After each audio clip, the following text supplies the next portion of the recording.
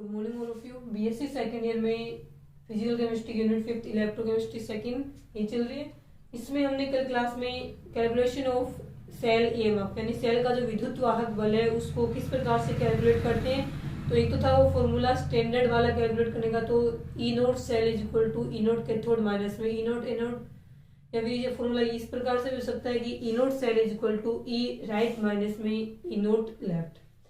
अब जो normal E cell होता है, नॉर्मल कंडीशन में सेल का जो विद्युत वाहक बल है उसको हम नेंसर्ट इक्वेशन से कैलकुलेट करते हैं। वो रहेगी E cell is equal to E note cell minus में आर टी अपॉन में एन एफ और लॉग क्यू। क्यू किस ज्ञान लिख सकते हैं, क्यू क्या होते हैं, प्रोडक्ट और रिएक्टेंट की एक्टिविटी या उनकी कंसंट्रेशन का रेशियो यहाँ पे माना जाएगा।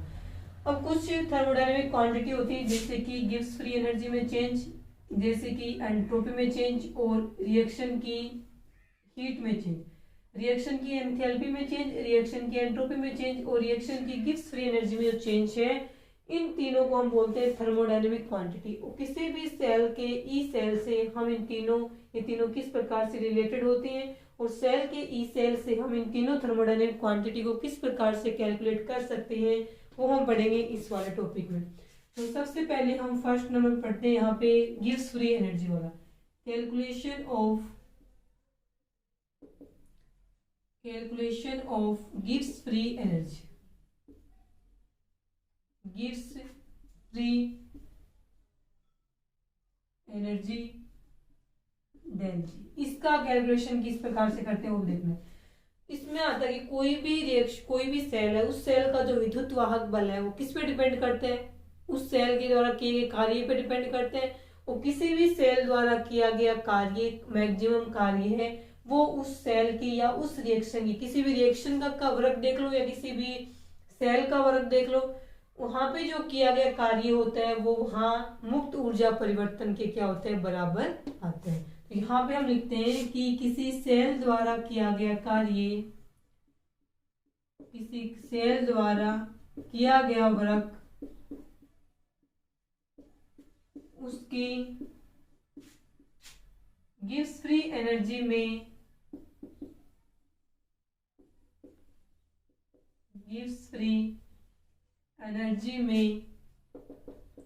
होने वाली कमी के इक्वल होते हैं,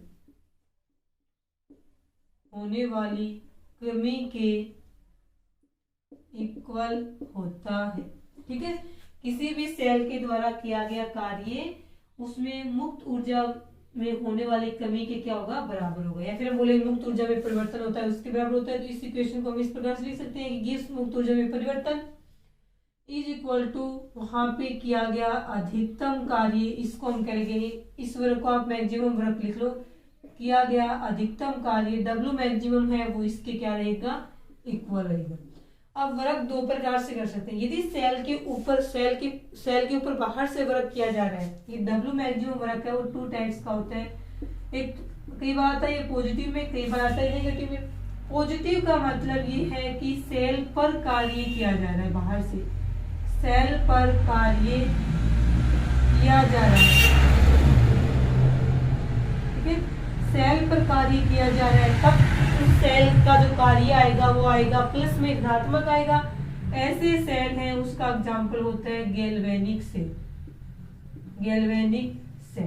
दूसरा, कई बार कुछ सेल में क्या होता है, किया गया जो कार्य होता है W मैक्सिमम वो नेगेटिव में आता है। नेगेटिव में आने का मतलब है कि सेल खुद कार्य कर रहा है, और खुद कार्य करता है वो सेल कौन से होते हैं, इलेक्ट्रोलाइटिक सेल होती हैं, जिनमें इलेक्ट्रोलाइट जो अपने इलेक्ट्रोलाइट्स होते हैं उनमें क्या होती है, ऑक्सीडेशन रिडक्शन की प्रोसेस होती है जिससे सेल में वर्क होता है। इलेक्ट्रोलाइटिक सेल है उसके ये एग्जांपल बनेंगे। ठीक है, तो किसी भी सेल के द्वारा किया गया अधिकतम कार्य या सेल का अधिकतम कार्य उसमें होने वाले गिब्स मुक्त ऊर्जा में परिवर्तन बोल दो आप, होने वाले परिवर्तन के इक्वल होता है, ऐसे बोलो। ठीक है, होने वाले चेंज के इक्वल होते हैं। योगी क्वेश्चन, अब कार्य दो प्रकार का होता है, धनात्मक भी ऋणात्मक भी। अब जब सेल के ऊपर बाहर से कार्य किया जा रहा था तो धनात्मक आएगा, ऐसा होता है गैल्वेनिक सेल में। और जब सेल खुद कार्य करता है तब आता है ये नेगेटिव में, और ऐसे सेल होते हैं वो इलेक्ट्रोलाइटिक सेल है वो कहलाती है। आगे इतना समझ में, उसके बाद में देखिए नेक्स्ट क्या करना है अपने को। इसके बाद में नेक्स्ट होता है इसके अंदर कि अब ये डेल जी निकालेंगे कैसे। देखिए इसके अंदर डेल जी किस प्रकार से निकालते हैं। किसी सेल जिसके दोनों इलेक्ट्रोडों के बीच का विभवांतर, सेल जिसके दोनों इलेक्ट्रोड्स के बीच का विभवांतर ई सेल होता है, तो वहां किया गया कार्य किसके इक्वल होगा। किया गया कार्य, अधिकतम कार्य इक्वल होगा माइनस में NFE सेल के इक्वल होगा। अपने को पता है W मैक्सिमम, जो equation number W maximum is equal to क्या लिखे आए थे हम, डेल जी लिखे आए थे ना, उसको आप इक्वेशन नंबर 1 मान लेना। मैंने साफ कर दिया वो, उसको इक्वेशन नंबर 1 मान लेना और इसको इक्वेशन नंबर 2 मान लेना। तो फिर नीचे लिखना आप फ्रॉम इक्वेशन 1 एंड 2 से। अब W मैक्सिमम के इक्वल ये है, तो डेल जी गिव्स फ्री एनर्जी में जो चेंज है उसके इक्वल भी यही रहेगा NFE से। ये हो जाएगा इक्वेशन नंबर 3। और इक्वेशन नंबर 3 से हम किसी भी रिएक्शन में होने वाले या किसी भी सेल के अंदर जो सेल रिएक्शन होती है उसमें जो गिव्स फ्री एनर्जी में चेंज होता है उसको कैलकुलेट कर सकते हैं। अब मान लीजिए यहाँ पे ये जो ई नोट सेल दिया हुआ, ई सेल दिया हुआ स्टैंडर्ड कंडीशन का दिया हुआ, तो इसको हम क्या लिख देंगे इस प्रकार से NFE नोट सेल। यदि ये ई सेल है वो स्टैंडर्ड कंडीशन का यूज करते हैं, तो यहाँ पे जो हम ये यूज कर रहे हैं ये स्टैंडर्ड कंडीशन का यूज करते हैं, तो ये वाली गिव्स फ्री एनर्जी कौन सी होगी, स्टैंडर्ड गिव्स फ्री एनर्जी या मानक मुक्त ऊर्जा होगी, मानक गिव्स मुक्त ऊर्जा। ये मानक सेल विभव होगा, तो ये मानक गिव्स मुक्त ऊर्जा के इक्वल मानी जाएगी।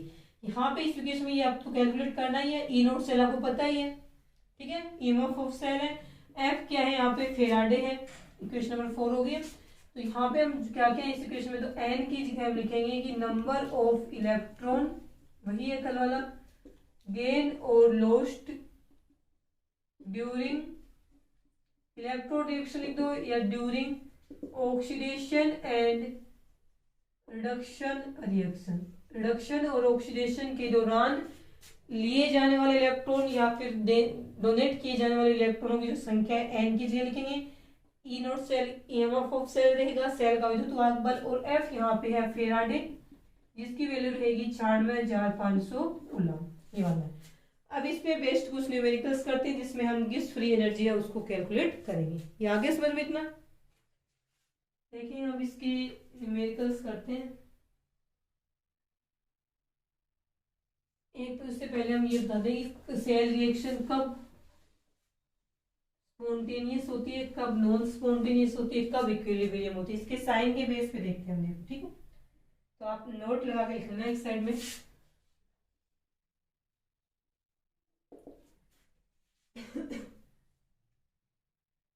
देखिए नोट लगा के इस साइड आपको लिखनी है डेल जी की वैल्यू, तो डेल जी नोट लिखो, एक ही बात है। और यहाँ पे लिखनी है आपको डेल ई की, और यहाँ पे आपको लिखनी है टाइप ऑफ रिएक्शन या टाइप ऑफ प्रोसेस, ये 3 लिखने। अब मान लीजिए डेल जी की वैल्यू पॉजिटिव है, ठीक है, फर्स्ट केस बन गया। पॉजिटिव आने का मतलब क्या है, ये पॉजिटिव है, ये पॉजिटिव कब होता है, हो सकता है इसकी जगह ये भी हो, डेल जी नोट मानेंगे तो इसको हम क्या मानेंगे, डेल ई नोट मानेंगे। अब ये पॉजिटिव है, कब आएगा पॉजिटिव, जब ये क्या हो, नेगेटिव में हो। नेगेटिव ही तो पॉजिटिव बनेगा। डेल जी पॉजिटिव है या डेल जी नोट पॉजिटिव है, इसका मतलब ई सेल या ई नोट सेल खुद क्या है, नेगेटिव में। ये नेगेटिव था ना, तभी तो नेगेटिव पॉजिटिव आएगी वैल्यू, ये नेगेटिव में। और जहाँ पे डेल जी की वैल्यू पॉजिटिव आती है वो, इसको देखो चाहे मत देखो, आप सिर्फ इससे आप डिसाइड कर लेना, डेल जी या डेल जी नोट की वैल्यू पॉजिटिव आती है किसी भी रिएक्शन के लिए, तो वो रिएक्शन अस्वीयतः या नॉन स्पॉन्टेनियस मानी जाती है, होगी अस्वीयतः या नॉन स्पॉन्टेनियस। सेकेंड आता है कि मान लीजिए डेल जी की वैल्यू नेगेटिव में, ये नेगेटिव आनी चाहिए तो ये पॉजिटिव होगी, तभी तो नेगेटिव आएगी, क्योंकि पॉजिटिव नेगेटिव रहेगा, ठीक है, प्लस माइनस माइनस। तो इसकी वैल्यू नेगेटिव आने के लिए जरूरी है कि डेल ई की वैल्यू किस में आए, पॉजिटिव में आए। आ गया पॉजिटिव में। तब हम इसमें क्या लिखेंगे कि जिसके वे रिएक्शन जिनके लिए डेल जी की वैल्यू नेगेटिव में होती है वो रिएक्शन कौन सी होती है, स्पॉन्टेनियस रिएक्शन है वो मानी जाती है। स्वतः अभिक्रिया, नॉन स्पॉन्टेनियस का मतलब अस्वतः और स्पॉन्टेनियस का मतलब क्या होता है, स्वतः अभिक्रिया। तीसरा आता है कि मान लीजिए डेल जी की वैल्यू जीरो हो। जीरो कब आएगी, जब ये जीरो हो, जीरो है इन दोनों से मल्टीप्लाई करके पूरी टर्म जीरो। तीसरी कंडीशन ये बनेगी थी ये वैल्यू जीरो हो, del T is equal to zero, तो del E is equal to भी जीरो आएगा। ऐसी रिएक्शन है वो कैसी होती है, इक्विलिब्रियम में या साम्यावस्था में होती है, साम्य अभिक्रियाएं होती हैं। आगे समझ में? तो आपको सिर्फ इसके बेस पे डिसाइड करना है, इसके साइन इस वाले रिएक्शन से देख लेना। देखो प्लस आएगा इसका अस्वतः अभिक्रिया, माइनस आएगा स्वतः, और जीरो आने का मतलब रिएक्शन कहाँ है, इक्विलिब्रियम या साम्यावस्था में होती है। ये बताना है कि इसकी वैल्यू देख के किस प्रकार से रिएक्शन का टाइप देखेंगे, अस्वतः अभिक्रिया, स्वतः अभिक्रिया और साम्य अभिक्रिया या साम्यावस्था में है अभिक्रिया। अब हम करते हैं इसका एक न्यूमेरिकल जिसमें अपने को निकालनी है गिब्स फ्री एनर्जी। देखिए फर्स्ट इस एक ही न्यूमेरिकल कर लेते हैं सभी के। एक रिएक्शन है सेल, एक सेल है उसमें रिएक्शन हो रही है ये वाली, Zn प्लस में Cu+2, ये सॉलिड स्टेट में है, ये एक्वस स्टेट में है। इससे बन रहा है Zn+2 एक्वस में, प्लस में यहाँ पे बन रहा है कॉपर सॉलिड में। इस रिएक्शन के लिए आपको ई सेल दिया हुआ है 1.107 वोल्ट। इसके लिए आपको ई सेल दिया हुआ है 1.107 वोल्ट, 1.107 वोल्ट। और इसके लिए आपको गिब्स फ्री एनर्जी में चेंज है वो निकालना है। अब नॉर्मल वाला दिया हुआ तो नॉर्मल निकालना है, ये ई नोट दिया हुआ था तब ये डेल जी नोट निकलता। इसके लिए अपने को नीड क्या होती है, एन की वैल्यू पता होनी चाहिए फॉर्मूले में। एन की वैल्यू क्या होती है, नंबर ऑफ इलेक्ट्रॉन्स गेन और गेन और loss during the electrolysis process.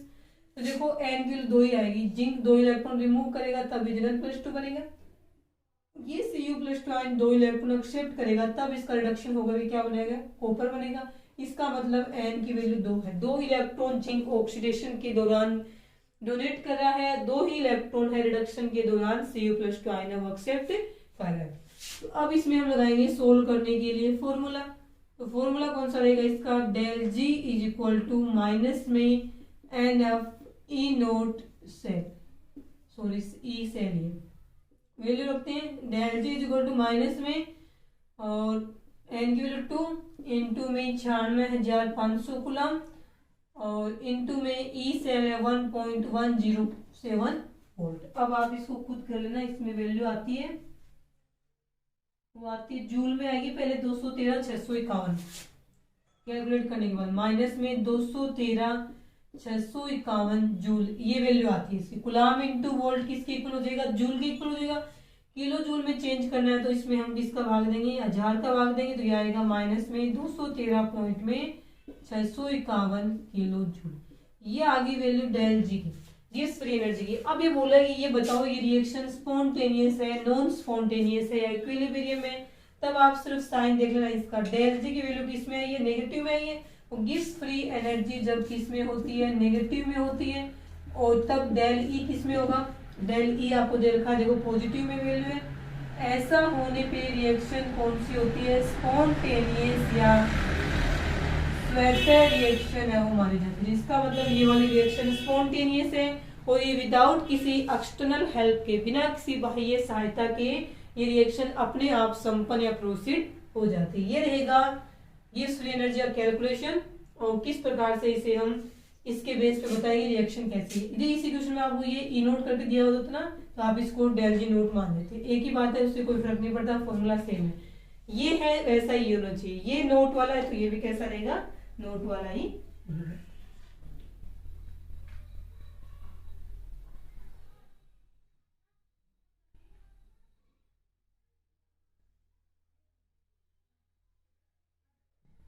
अब कर लेना इसका एक एग्जांपल, एक न्यूमेरिकल्स बहुत है। उसके बाद हम सेकंड थर्मोडायनेमिक क्वांटिटी है वो चेक करते हैं यहाँ पे। तो सेकंड में हम पढ़े यहाँ पे एंट्रोपी किस प्रकार से कैलकुलेट कर सकते हैं। उसके बाद में हम पढ़ते हैं इसमें सेकंड थर्मोडायनेमिक क्वांटिटी है एंट्रोपी, उसको किस प्रकार से कैलकुलेट करेंगे। ठीक है, तो सेकंड अपना रहेगा कैलकुलेशन ऑफ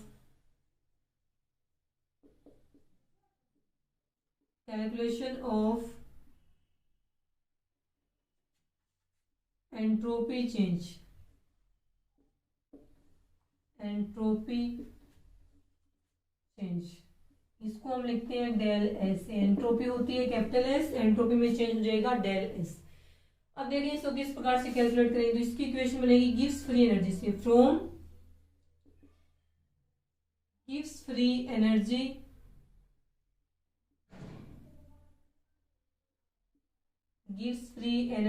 इक्वेशन। अब गिव्स फ्री एनर्जी इक्वेशन कौन सी थी, ये वाली थी, एन एफ ई माइनस में N F E is equal to del G. यदि हम इसको प्लस करना चाहें तो ये माइनस इस साइड भी लगा सकते हैं, इससे कोई फर्क नहीं पड़ेगा। हो गया। अब हमें इसको इक्वेशन नंबर 1 मान के चल रहे हैं यहाँ पे इसके अंदर। अब इक्वेशन नंबर 1 का क्या करना है आपको, कांस्टेंट प्रेशर पर टेम्परेचर के सापेक्ष अवकलन करना है। इसमें हम क्या लिखेंगे, स्थिर दाब पर कांस्टेंट प्रेशर पर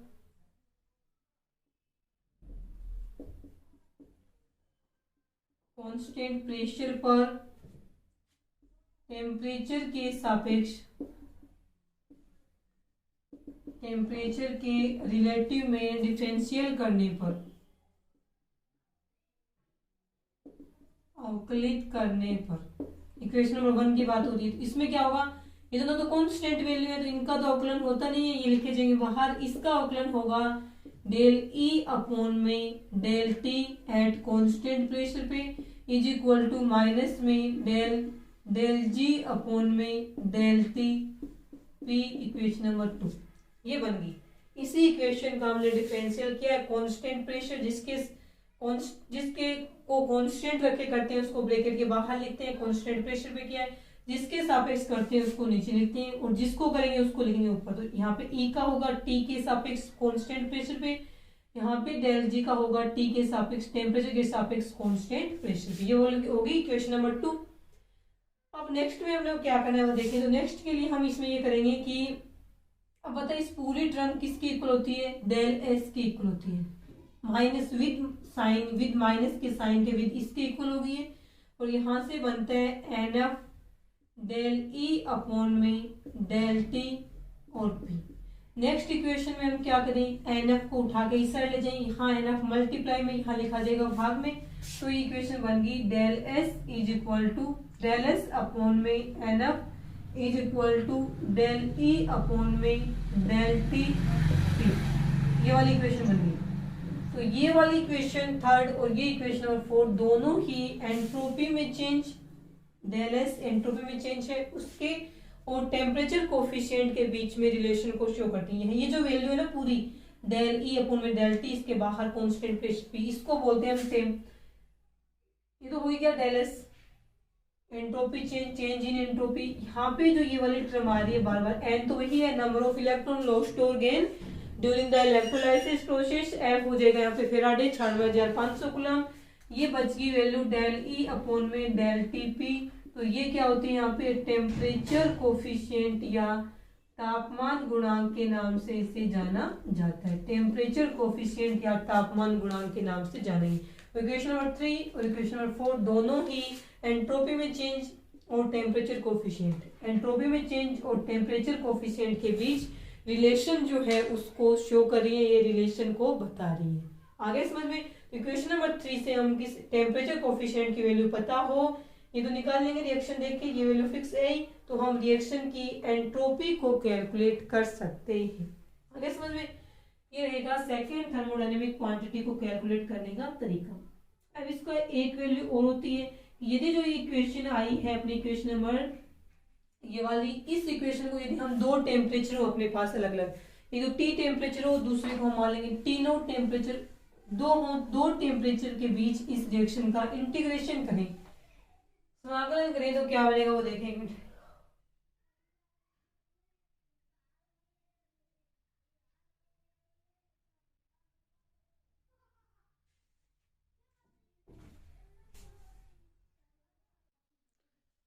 ठीक है, दो अलग अलग टेम्परेचर है। एक तो हम मान रहे हैं कि मानक ताप है टी नोट, ठीक है, स्टैंडर्ड। नेक्स्ट लिखना आपको, इसके बाद में ये लिखेंगे बाद में मानक ताप टी नोट, और एक लेना है अपने को अन्य ताप टी, कोई भी ताप हो सकता है टी। ये तो मानक ताप है और ये अन्य ताप टी है। इन दोनों के बीच में इस रिएक्शन नंबर 4 का क्या करना है, इंटीग्रेशन करना है अपने को। ताप के बीच इक्वेशन नंबर 4 का इंटीग्रेशन यानी समाकलन करने पर क्या है यहाँ पे, ये बनेगा यहाँ पे ईटी अपॉन में ईटी नोट, या फिर इसको हम ई नोट भी लिख सकते हैं, कोई इशू नहीं है। ईटी या फिर ईटी नोट लिखेंगे, ईटी नोट लिख देते, ठीक है, ये वाला रहेगा। और इसके इक्वल यहाँ पे आएगा ये डेल एस अपॉन में एन एफ टी माइनस में टी नोट। इक्वेशन नंबर 5 पर रहेगी। इक्वेशन नंबर 5 में और क्या चेंज होगा, के बाद देखें इस इक्वेशन में और क्या चेंज कर सकते हैं। इसका समाकलन क्या है, इस वाली कंडीशन पे ये है। अब यदि ईटी नोट को उठा के इस साइड ले जाए तो यहाँ ये क्या है, भाग में, यहाँ जाके प्लस में लिखा देगा। इसको हम लिख सकते हैं ET is equal to ET not plus में डेल एस अपॉन में एन एफ टी माइनस में टी नोट। ये बनेगी इक्वेशन नंबर 6। और इस इक्वेशन नंबर 6 से हम इस डेल एस का कैलकुलेशन है यहाँ से कर सकते हैं, ठीक है। इस बोला इस वाला की वाली क्वेश्चन दी डायरेक्ट ये दी हुई, इससे डायरेक्ट ये वाली प्राप्त होती है। अब हम करते हैं इसके न्यूमेरिकल्स इसके बेस पे, ठीक है।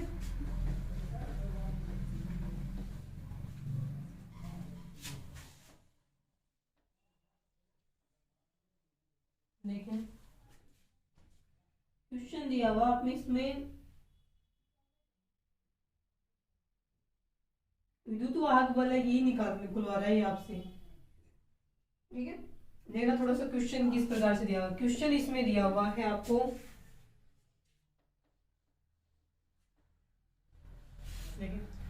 एक सेल है Pt H2 HCl Hg2 Cl2, बड़ा ही सेल दे रखा है। क्वेश्चन है प्लेटिनम सॉलिड स्टेट में, इसके साथ में दिया हुआ है H2 गैस फॉर्म में, इसके साथ में दिया हुआ है HCl, इसके साथ में दिया हुआ है Hg2 Cl2, और इसके साथ में आगे दिया हुआ है Hg मरकरी। कैलोमल इलेक्ट्रोड दिया हुआ है आपको पूरा, कैलोमल सेल, और ये है aqueous फॉर्म में। ये वाला एक सेल है, इस सेल के लिए बोल रहे हैं कि 293 केल्विन टेम्परेचर पे इस सेल का विद्युत वाहक बल जो है वो टी नोट, मानक ताप पे दिया हुआ है, मानक ताप पे ई टी नोट, क्योंकि टी नोट को हमने मानक ताप माना था। इसके ऊपर तो इसकी वैल्यू 0 प्लस में 0.2699 वोल्ट ये दिया हुआ है। ये एक सेल है, इस सेल का 298 केल्विन पे जो विद्युत वाहक बल होता है, मानक ताप विद्युत वाहक बल जिसे हम ई टी नोट लिखते हैं, वो आ जाएगा ये वाला, ठीक है। और क्या दिया हुआ इस सेक्शन में, टेम्परेचर कोफिशिएंट दिया हुआ आपको, सिर्फ नाम लिखा हुआ ना इक्वेशन दी हुई। टेम्परेचर कोफिशिएंट,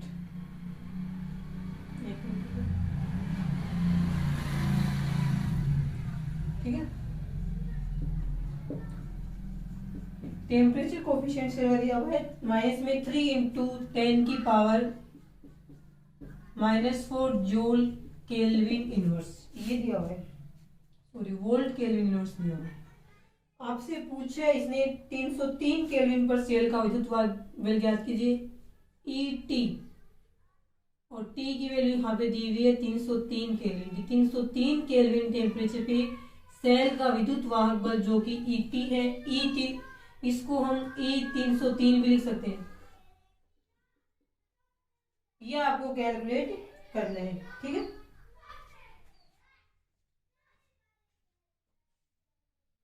तीन सौ तीन केल्विन पर सेल का विद्युत वाहक बल है, वो अपने से पूछ रहा है, तो फॉर्मूला यही लगाएंगे हम। फॉर्मूला होता है अपना E T is equal to E T not plus में डेल एस अपॉन में एन एफ और टी माइनस में टी नोट, ये तो दिया ना टी माइनस में टी नोट वाला, ये था हमारा फॉर्मूला। अब उन्हें करना क्या इस इक्वेशन में, टी अपने को पता है कितना होता है 303 केल्विन दिया हुआ है। टी नोट पता हुआ है अपने को कि 293 केल्विन, 98 नहीं 93 दे रखा है। और इसमें देखो टेम्परेचर कोफिशिएंट दिया हुआ है। टेम्परेचर कोफिशिएंट मैंने बताया था ये होता है डेल एस, इक्वेशन नंबर अपनी 4 आई थी शायद 3 या 4 आई थी, वो ऐसे थी del S is equal to और ये डेल ई अपॉन में डेल टी पी, ये था टेम्परेचर कोफिशिएंट। इसकी वैल्यू दे रखी है और ये इसके इक्वल है, तो ये वाला इसके इक्वल तो है ना इस इक्वेशन में डेल एस अपॉन में एन एफ किसके इक्वल है टेम्परेचर कोफिशिएंट के। तो यहाँ पे जो टेम्परेचर कोफिशिएंट की वैल्यू दे रखी है इस पूरे की जगह यहाँ पे पुट करनी है।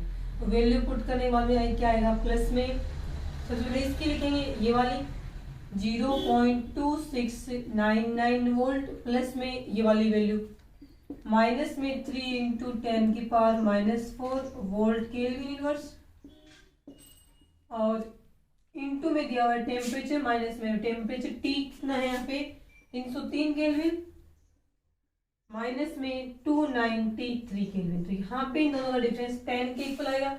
उस 10 को इससे मल्टीप्लाई करते हैं तो ये वैल्यू किस में आती है आपकी वैल्यू आ जाएगी आपकी यहाँ से 1 -4 कम हो गया तो ये आ गया -3 तो प्लस में 0.2699 वोल्ट प्लस माइनस माइनस तो 3 इंटू 10 की पावर -3। इसको यदि हम ऐसे लिखते हैं 0.003 कोई इश्यू नहीं है वोल्ट केल्विन इनवर्स ये हो जाएगा।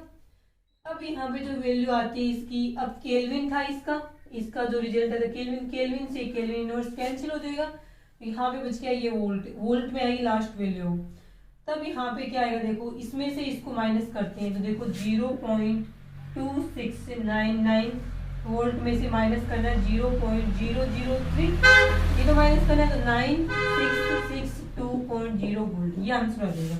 तो टी टेम्परेचर के ऊपर ये 303 केल्विन टेम्परेचर के ऊपर सेल का जो विद्युत वाहक बल है वो आएगा आपका प्लस में 0.2669 वोल्ट। लगभग सेम वैल्यू है इसमें ये रहेगा। ये था सेकंड थर्मोडायनेमिक। हालांकि डेल एस नहीं निकलवा रखा इसने तो ई सेल ये निकलवा रखा है। ये यूज तो इसी का हुआ ना इसी फॉर्मूले का यूज करते हुए निकाला है। तो ये रहेगा इसका सेकंड थर्मोडायनेमिक प्रॉपर्टी। इसके बाद बढ़ेंगे इसकी third thermodynamic property del H change in entropy sorry change in enthalpy. अब इसकी दो थर्मोडायनेमिक क्वांटिटी हो रहे हैं एक नहीं दो बच गई तो 3 बच गई इसमें ये del H change in enthalpy और एक बच गई इक्विलिब्रियम कांस्टेंट Kc। ये दोनों भी थर्मोडायनेमिक क्वांटिटी के नाम से जानते हैं। इन दोनों को कैलकुलेट करना। आज क्लास में एंट्रोपी में चेंज और गिब्स फ्री एनर्जी में चेंज पढ़ लिया। ये 2 बच गए ये हम करेंगे नेक्स्ट क्लास में।